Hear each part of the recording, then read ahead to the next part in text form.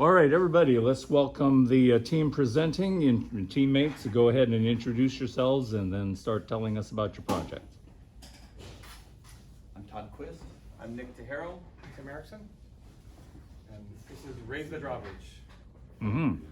So, exactly. So the whole point of this is we have a vehicle that's traveling underneath a bridge that's, imagine carrying something large and will run into the bridge. And the job, what we wanted was for a switch or something to detect it, stop the vehicle, raise the drawbridge, then the vehicle can continue on its way safely to the other side, and at a certain point in time, it will lower the bridge again, and we do this, and we have this going, a there and back kind of situation. That's the goal. Okay, so go ahead and explain your hardware. Okay, so we have multiple types of hardware. We are using proximity switches at the very end of the tracks, and that's just for parts detection. We have magnets on our the train itself, so it'll see it better. We also use photo eyes, so we use that as also as visual detection. We just want to use different types of switches, and then also on our bridge itself, we are using limit switches as an in stop to prevent the bridge itself from over traveling one way or the other. It'll cut off the motor that's inside. Mm-hmm. And yes, we also have regular push buttons and selector switches, and other hardware that we're using 24 volt LED switches. We're using, for our train track, we're using 18 volts. 18 volts to our rail. Our motor is got 6 volts attached to it. That's the motor for the bridge? Motor for the bridge, yes. Okay. And that was one of the biggest issues, was getting all of the components to work together cohesively with all the different voltages, and figuring out how to drop the voltages down with a single 24 volt DC supply. Todd, you can talk a little bit about that. Sure. We have Talk to us. as much as we can. We're trying to use 24 volt equipment, but in places where we need like 10 volts for the Arduino, we're using a voltage pull down to convert from 24 volt to the 10. Also for the bridge, we've got another one that goes to 6 volt, so that we don't have to have separate power supplies. Okay, cool. Give us a demo of how it works one time around, and then we can break down the different parts of its control. Okay. So we just turn this into auto and hit the, and this is, so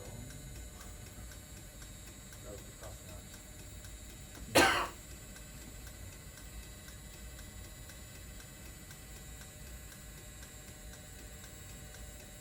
This is the time code. Exactly.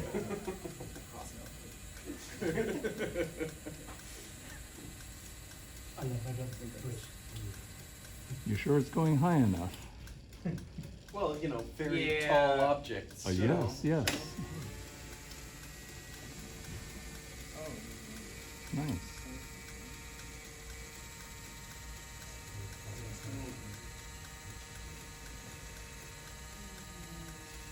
You have our crossing arms waving at the people, oncoming traffic. Make sure they're focused. We saw That's that. intentional. Mhm. Very, yes. It's supposed to be like that. Is that what that is? Okay. Yes, yes. And now the return trip.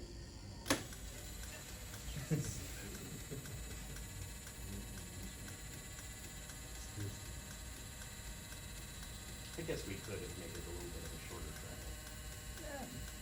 Well, yeah, we Yeah. could have, but we imagined that it had a little tall mast, a big antenna. Originally, this was going to be a boat traveling underneath, but The river would have been interesting to yeah, that would have been a Yeah. containerize. yes. Yeah, that would have been hard, yeah. maybe just get like a big bucket.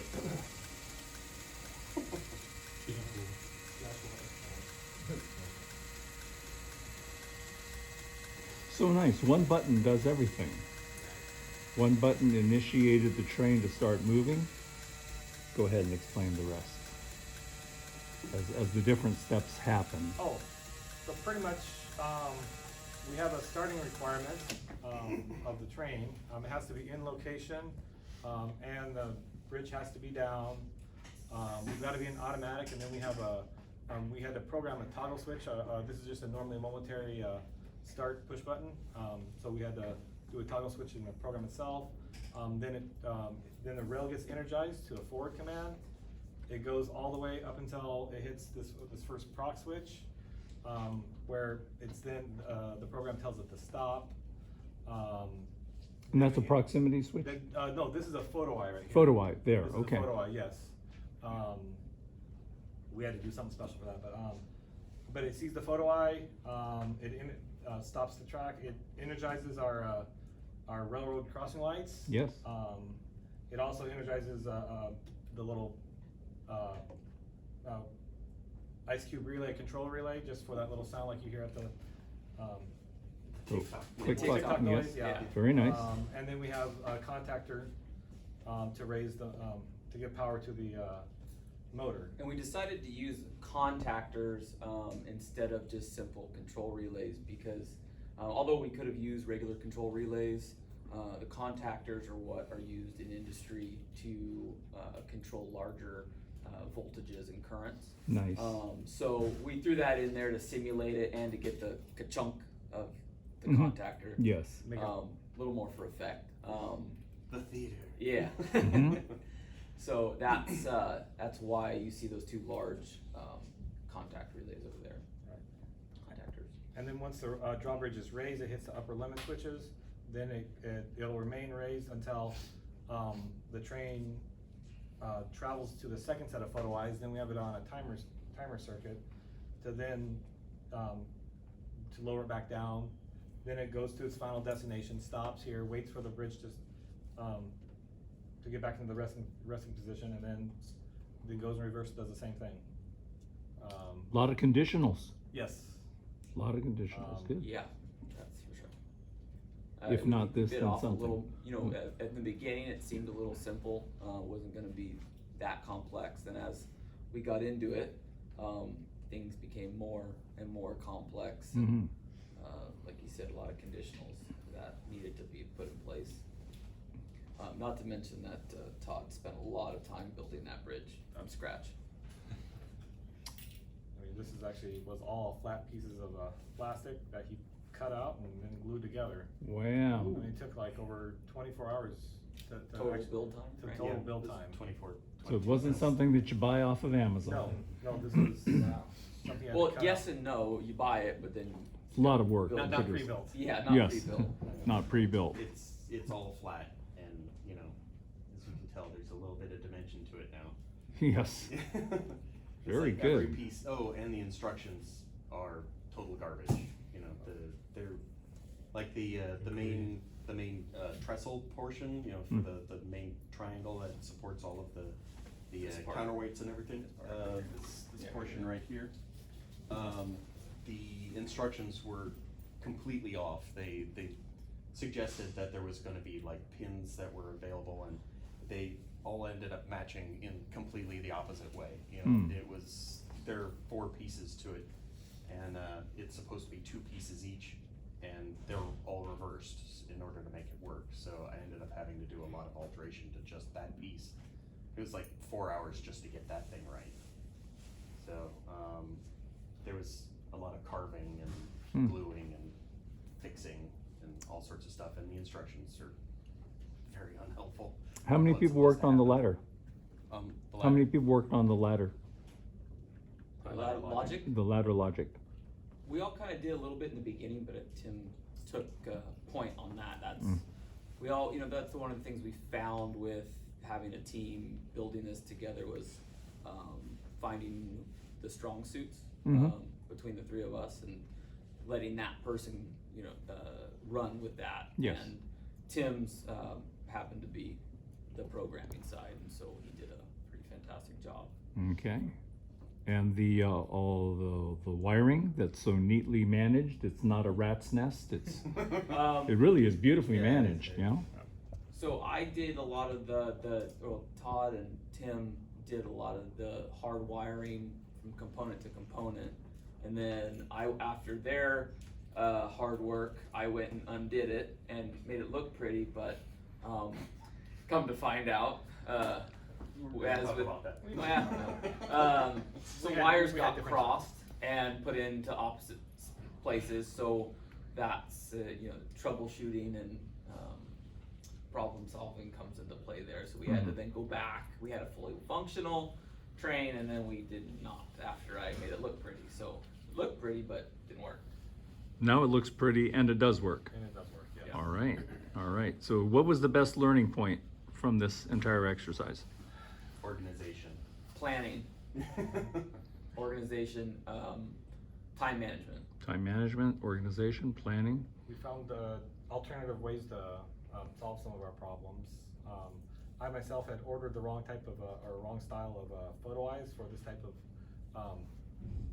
controller. Mhm. I know you had talked about that in class, and so I had to go look online to figure out how to make that happen. Again, yes, and also, like I said, alternative ways that we were having issues with our basic start command without you latching everything inside the program. We wanted to, do like kind of like a one-touch system. Which it ended up to be. Yeah. Yeah. And then component placement was something that we had to, play around with. Was once we got everything built and in place, where we originally thought things might fit well, wouldn't. So then fabricating brackets and mounting points creatively using heat shrink wire to make a bigger tab for your limit switches. Just having to improvise just to make things work. Beautiful work. Questions from the audience? Yeah, I have a couple of questions. How did the train know how far to go? Like, and then it reversed back to about the same distance? It knew how far to go by this proximity switch at the very far end. Okay. Once it saw that, we told it in the program to stop, and then it stopped, and then again we had to wait for the bridge to come down. Then it had an immediate reverse command to go back home. Okay. And what was your second question? Sorry. My second question is, how does the Arduino play in all this? That would be a Todd. That's a Okay, so the Arduino is just handling the crossing arms.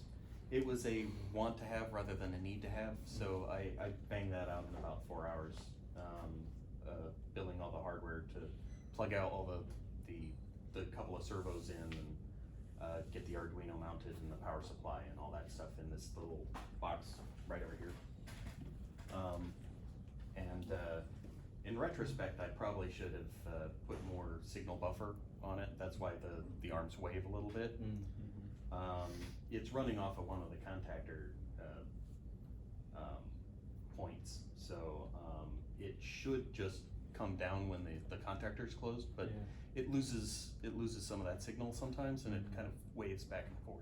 I see. So in retrospect, I should have put more of a timer and some signal dampening into the programming, but it was a rush job. Right. It's So- way more interesting watching it go back and forth like a windshield wiper. Well, thank you. know? Yes, that's intended. We never see that at the real crossing where the thing goes up and down like a windshield And wiper. they should fix that. And they- you know? yes, darn. Any other questions from the audience? Okay, let's give them a hand. Project well done.